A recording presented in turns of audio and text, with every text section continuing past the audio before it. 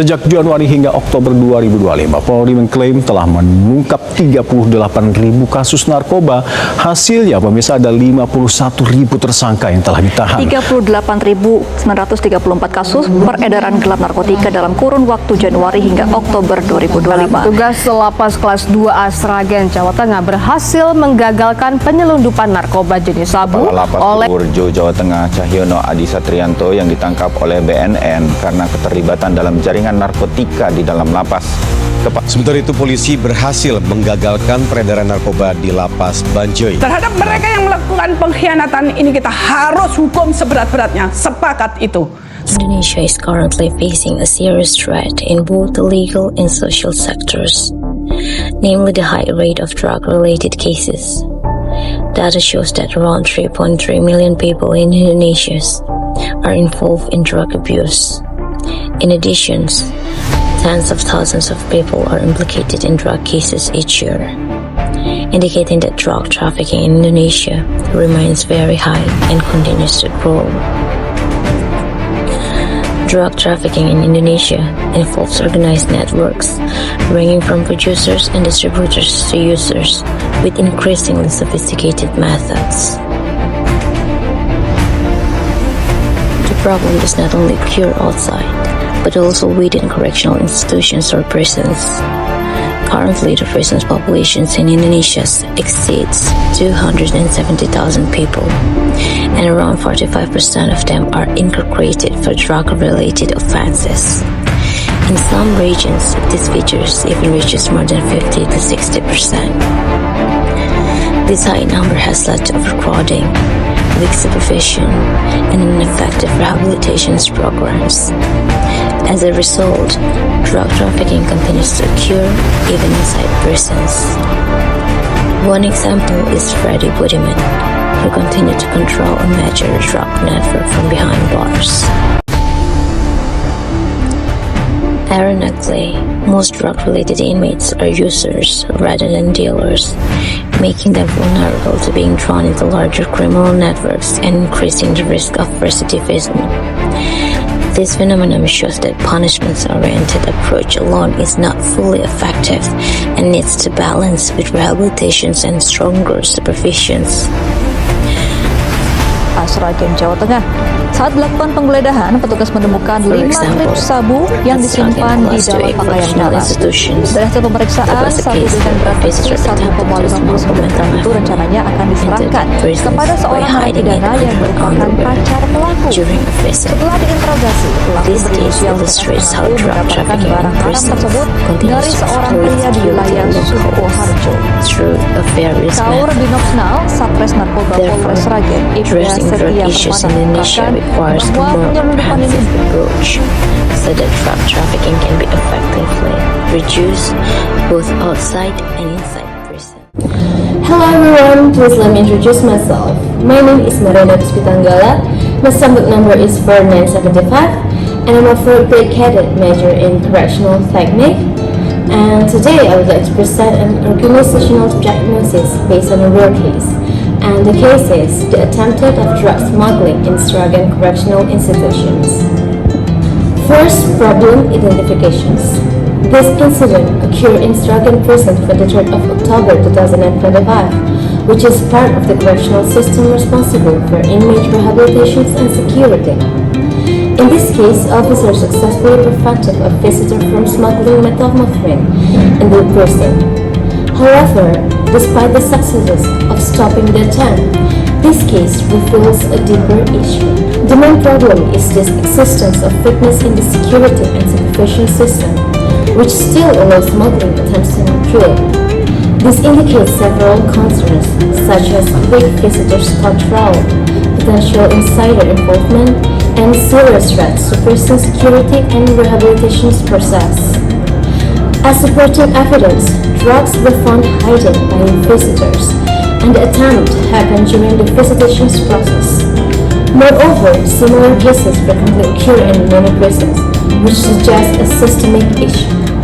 Second, organizational diagnosis. Based on the situation, the organizations can be diagnosed as experiencing an imbalance between its internal security system and external threats. To analyze this, I use the four-stroke analysis method, which is simple and helps us understand the driving and restraining forces. On one hand, the driving forces include high demand for drugs inside prisons, strong external drug networks, and economic motives. On the other hand, the restraining forces include existing SOPs, security officers, and detection tools. Analysis, we can identify the root causes. These include weak supervisions, limited inspection systems, lack of strong integrity culture, and high pressure from organized drug networks. And now let's move to the diagnostic process. Based on the model, the process starts with identifying the problem, followed by data collections, data analysis, feedback, and finally determining the necessary changes. In this case, the data can be collected through observations, interviews with officers, incident reports, SOP reviews, and CCTV analysis. A good diagnosis should be simple, clear, involve relevant stakeholders, focus on critical factors, and create a sense of urgency. In this context, drug smuggling is clearly a critical and urgent issue. Next, I will explain the recommended strategy for change. The key issues identified are weak supervisions, limited technology, potential misconduct, and strong external pressures. To address these issues, I propose using current lens change model, which consists of 3 stages: unfreeze, change, and refreeze.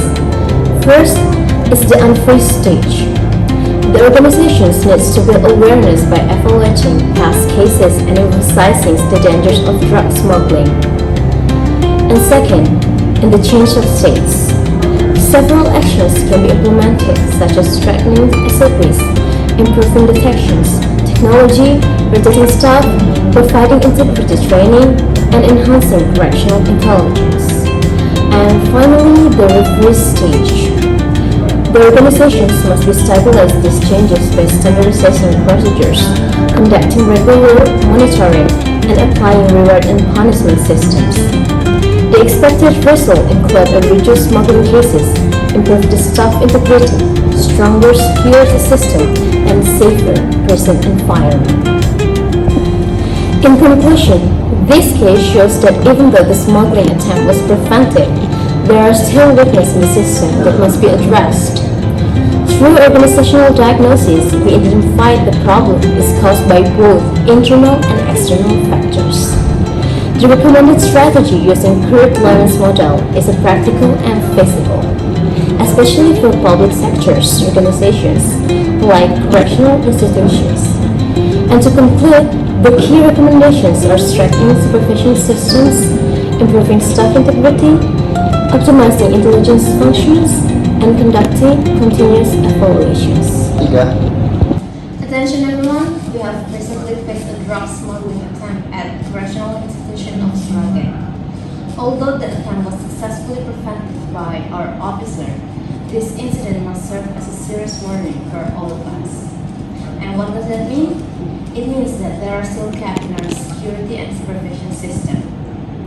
I want all of you to understand that the threat of drugs today does not only come from outside, but it is also trying to enter and even grow inside our facility. And the methods are becoming more varied, more sophisticated, and involve multiple articles. Therefore, I want to emphasize several key points. First, strengthen supervisions. Every officer must carry out inspections procedures carefully and thoroughly, without exceptions. There must be no room for negligence, no matter how small it is. And second, I want you to maintain integrity. I will not tolerate any misconduct. Integrity is one of our strongest defense. If it is collapsed, the entire system will be collapsed with it. And third, increase vigilance in every interactions, whether with visitors or inmates. Do not trust easily and always follow the standard operating procedures. And fourth, make full use of available facilities. Utilize the detection tools, conduct routine inspections, and improve coordinations among officers. And I also want to remind you that most drug-related inmates are users. So, however, if our supervision is weak, they can easily reconnect with larger criminal networks. Colleagues, we're not only maintaining security, but also protecting public trust. A prison must be a place for rehabilitations, not a place where crime continues to grow. Let this incident be a point of reflection for all of us. We must act more firmly, more disciplined, and more professionally. There is zero tolerance for drugs. Thank you for your attention. Now you may carry out your duties with full responsibility. Thank you. Thank you, Miss.